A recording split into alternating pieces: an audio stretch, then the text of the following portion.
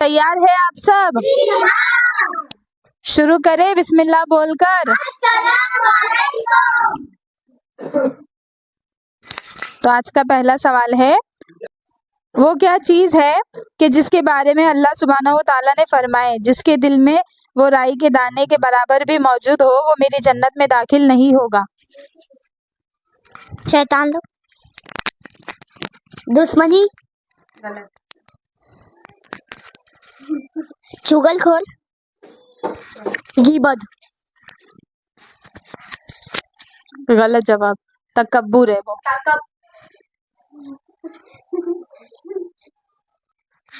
अगला सवाल है, अल्लाह ताला को सबसे ज्यादा जो 3 चीज पसंद है वो क्या है? पहले जो नमाज पढ़ता हो, जो कुरान पढ़ता हो, जो नमाज बोलता है, जो हज करता है। चलो जो नमाज पढ़ता है, रोजा रखता है। गलत जवाब। नहीं मान नहीं मान।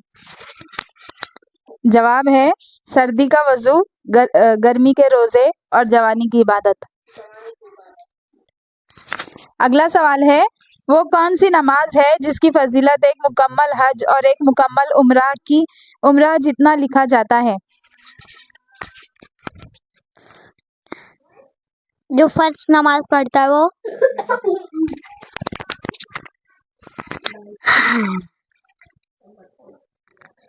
नहीं पता।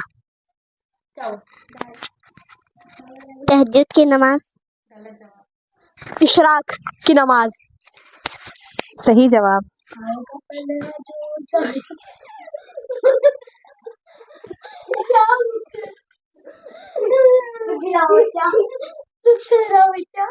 अगला सवाल है, मेहमान नवाजी कितने दिन तक शुमार होती है?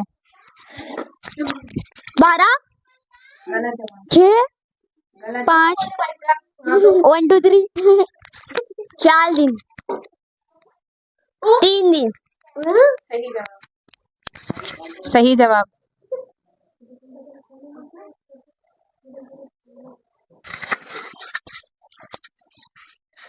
अगला सवाल है, जिस्म का वो कौन सा हिस्सा है जो गुनाह करने के बाद तब्दील हो जाता है?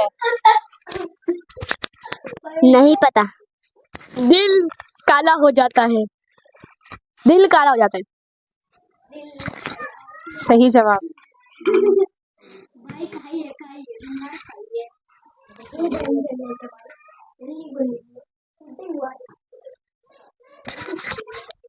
सजदा सहू किसे कहते हैं?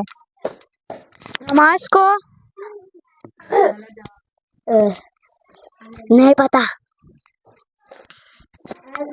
जो कुरान में सजदा आता है। सजदा सहू उसको बोलते हैं जब नमाज पढ़ते पढ़ते कुछ भूलना भूल जाए, जैसे रुकू हो गया, जैसे कुछ पढ़ना भूल गया। तो अगर नमाज में कोई रकात भूल जाए तो 3 रकात हुई अगर, तो सजदा सहू करेंगे ना, तो वो सजदा सहू से वो 4 रकात या हो जाएगी। अगर वो शैतान के वसवसे से आया है तो वो 2 नमाज शैतान पे लानत भेजेगी। सजदा मतलब। सही जवाब। सजदा सहू तब किया जाता है जब हम कोई रकात भूल जाते हैं या फिर शैतानी वसवसे की वजह से हम समझ नहीं पाते कि हमारी 3 रकात हुई है या 4 रकात हुई है। तो अगर 3 हुई होती है तो नमाज के आखिरी में जब हम अत्तहियात पढ़ चुके होते हैं तो हम सजदा सहू करते हैं। अत्तहियात पढ़ लेने के बाद दो सजदा करना होता है, जैसे हम नॉर्मल सजदा करते हैं। फिर उसके बाद जब वो सजदा हो जाता है तो हमारी वो अगर 3 रकात हुई होगी तो वो 2 सजदा चौथी रकात करके मुकम्मल हो जाएगा। वरना अगर हमारी चारों रकात हमने बराबर पढ़ी होगी तो वो सजदा जो हमने 2 किए होंगे सजदा सहू, वो शैतान के ऊपर लानत का काम करेगा। ठीक है। अगला सवाल है, वो कौन सी नमाज है जो आधी भी पढ़े तो सवाब पूरा लिखा जाता है? सफर। सफर सफर की। सही जवाब। सफर की नमाज हम आधी भी पढ़े तो सवाब पूरा लिखा जाता है। अगला सवाल है, क्या सफर में जब नमाज पढ़ते हैं तो किबले की तरफ रुख करना जरूरी है? हाँ जरूरी है, लेकिन नफिल नमाज हो तो चलेगा। सही जवाब। फ़र्ज़ नमाज के लिए किबले की तरफ रुख होना ज़रूरी है, हम भले ही सफ़र में ही क्यों ना हो, लेकिन अगर हम नफिल नमाज पढ़ रहे हैं तो ज़रूरी नहीं है। जो सलातुल लैल बाकसरत पढ़ता है उसके लिए क्या सवाब है? कब्र की या आखिरत की हौलनाकियों से बचा लिया जाएगा। सही जवाब।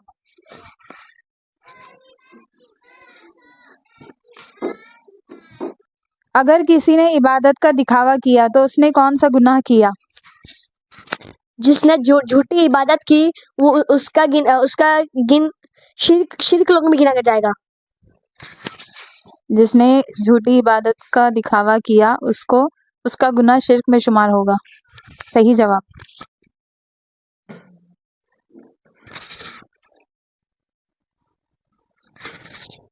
अगला सवाल है, अगर किसी ने एहसान किया अपने मुसलमान भाई पर फिर उस एहसान को जताया, उसका गुनाह क्या होगा?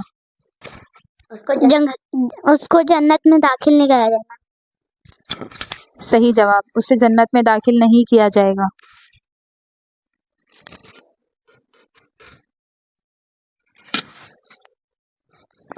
अगला सवाल है, अल्लाह ताला अपने गुनाहगार बंदे से कितनी मोहब्बत करते हैं? नहीं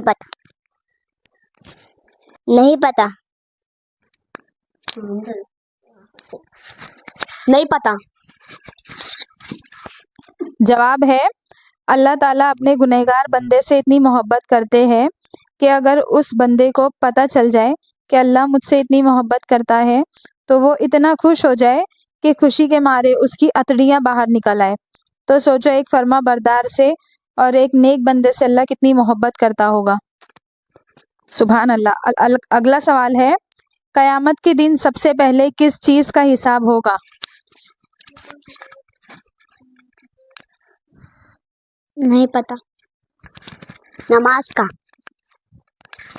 सही जवाब।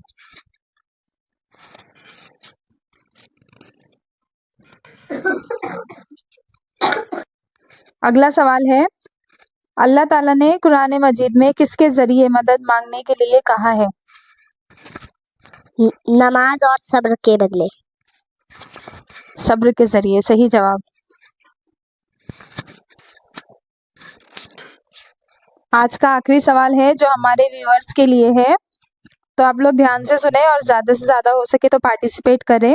सवाल है, जो हमेशा पहला कलमा पढ़ता रहता है उसकी क्या फजीलत है? अपना जवाब कमेंट करें और ज़्यादा से ज़्यादा पार्टिसिपेट करें। और हमारी वीडियोस आप लोगों को पसंद आए तो क्या करें? Like, subscribe, share and bye like and comments. तो हम लोग मिलते हैं अगली वीडियो में। तब तक के लिए